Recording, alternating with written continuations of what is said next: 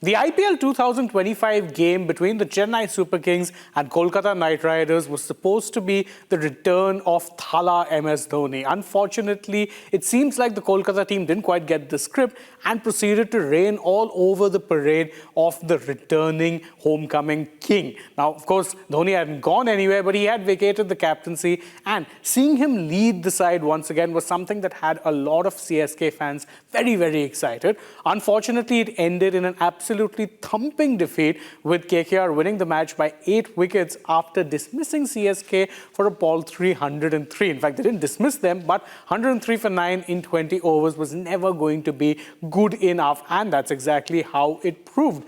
We'll talk about the three major talking points in this particular match, and the first two of them are, of course, surrounding the Chennai team.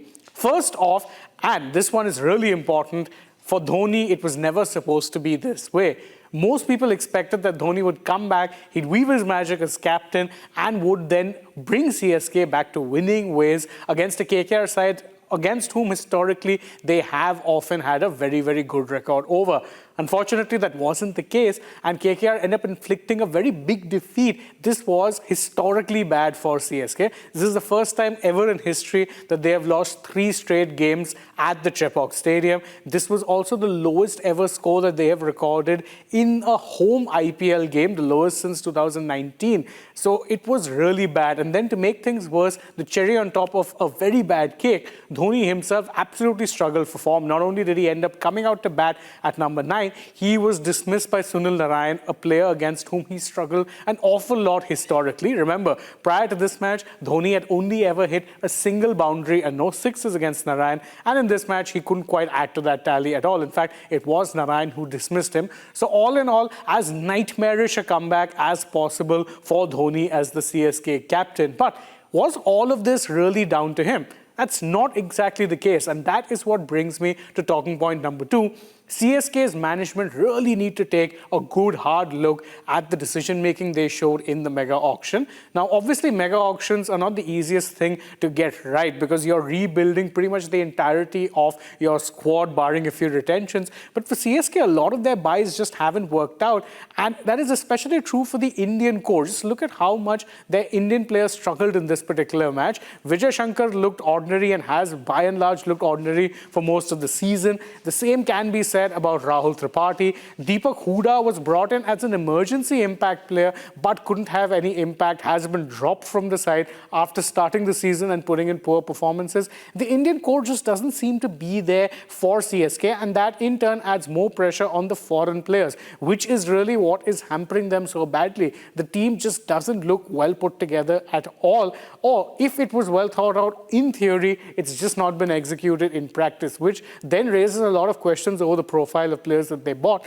because you cannot seriously be standing there and telling me that spending over 9 crores on R. Ashwin, a player who's been way past his best in T20 cricket for a number of years at this point, was anything other than a nostalgia-fueled move, which had no real logic, no real sense when it came to cricketing matters. And that really has been the problem. CSK have retained a lot of their players, and they brought in a few players that were supposed to refresh things, but it just hasn't worked out. And at this point in time, it really leaves most wondering what exactly will it take for them to turn things around. The answer might be a lot that may not be possible in this particular season.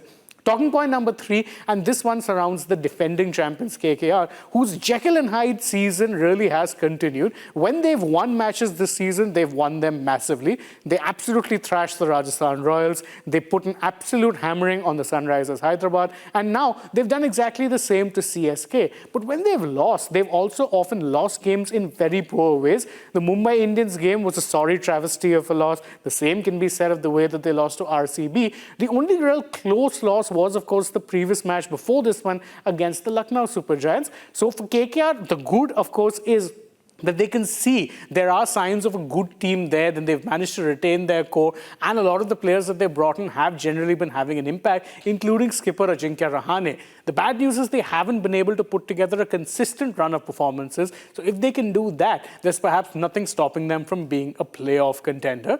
And those are the 3 major talking points from this particular match. You can let us know in the comments if you agree or disagree. And don't forget to follow Republic World and Republic Sport Fit for more such interesting content from the world of sport.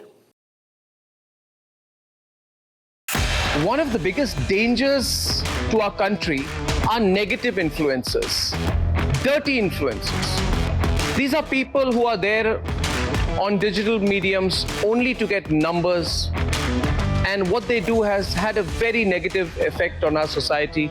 We all know about it. But together, you and I can change that. Republic is starting an influencer incubator program where you can be part of creating some world-class content that is nation first, that helps our country, that creates awareness. And you can work with me here on this campus as part of the first phase of the Republic Influencer Incubator program, which is the Positive Influencers program. The Positive Influencers program, which is going to be run from the Republic Media Campus, which is the largest newsroom in Asia, aims to bring together a diverse set of people from across the country. You can work from where you are, you can work with me here on this campus to create content on anything which you feel, if it proliferates, if it spreads, will have a positive impact on our people.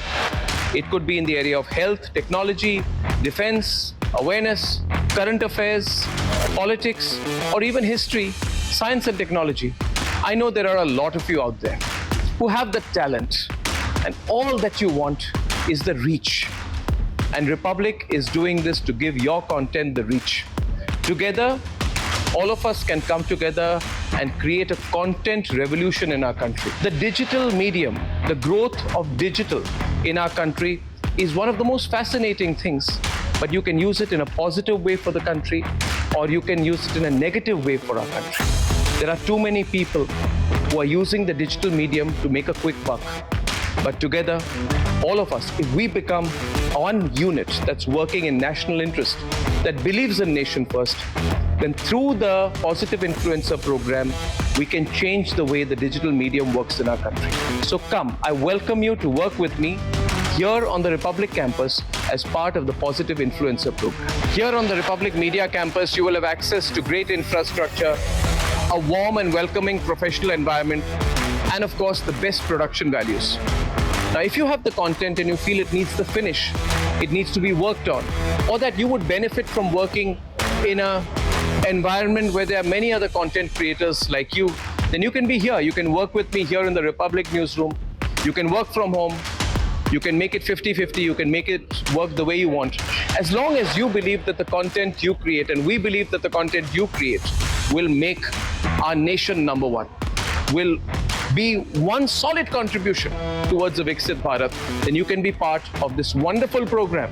The initiative I announced in the presence of the Prime Minister at the Republic Summit, which is the Republic Positive Influencer Program. So come, work with me, work with us. Let's make a difference for our country.